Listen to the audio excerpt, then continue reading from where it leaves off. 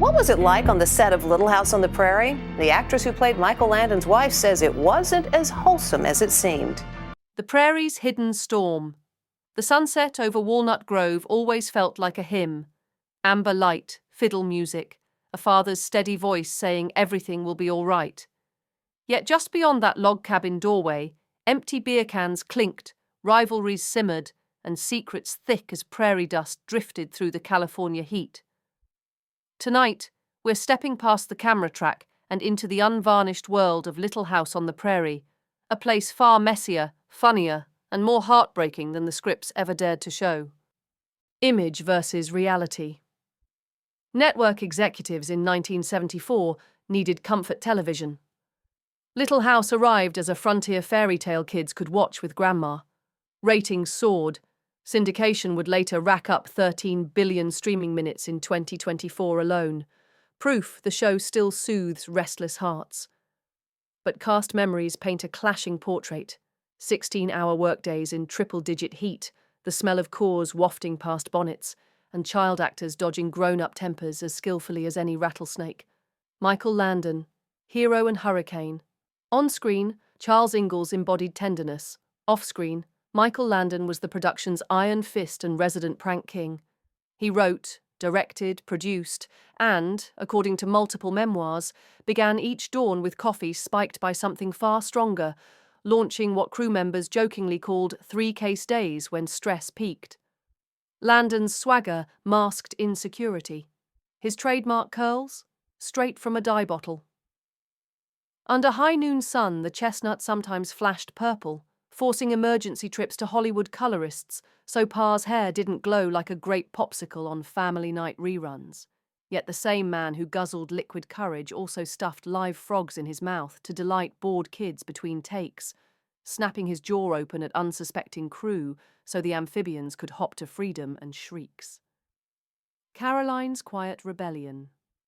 Karen Grassel, Ma to generations of viewers, recalls a very different Landon. Her 2021 memoir, Bright Lights, Prairie Dust, reveals salary showdowns where Landon argued she shouldn't out-earn the child actors and mocked her requests for parity. Grassel, already wrestling with alcoholism, later called him a sexist bully, though the two made peace before his death.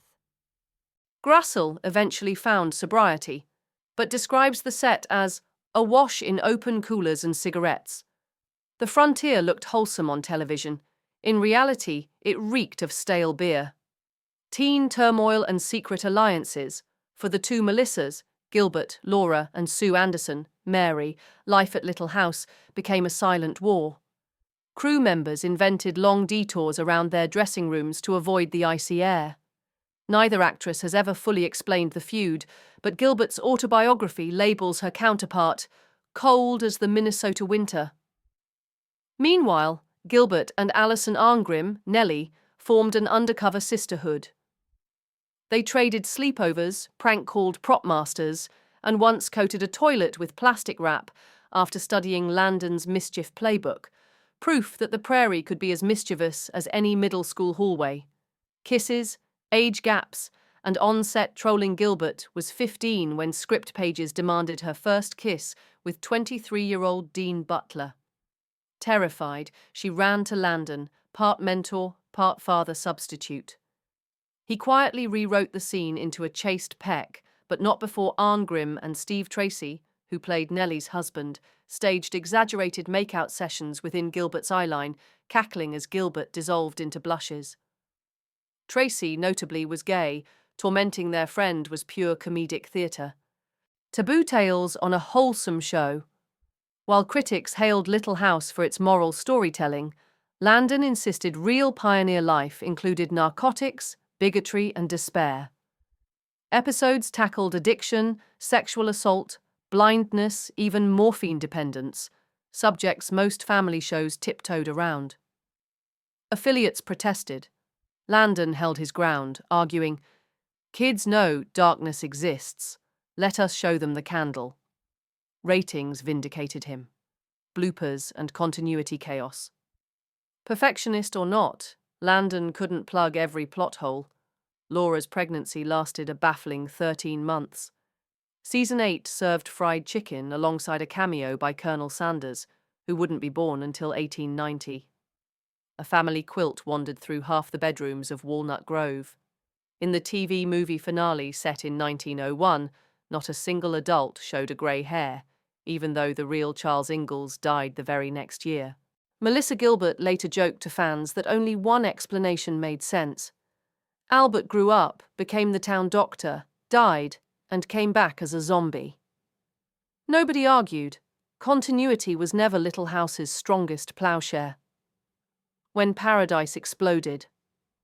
After season 9, NBC approved 3 wrap-up movies.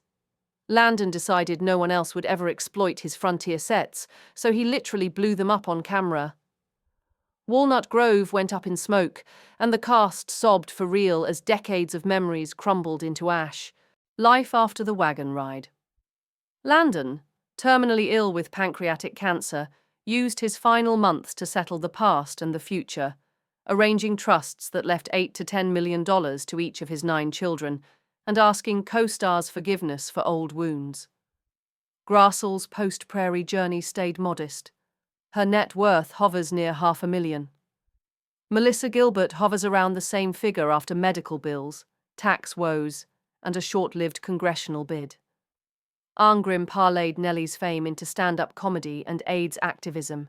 Fans tossed jars of pickles, Nellie's favourite snack, on stage at every show. A 2025 Frontier reborn. 50 years after the pilot, Netflix has ordered a fresh adaptation steered by The Boys alum Rebecca Sonnenschein, with original producer Trip Friendly's son aboard.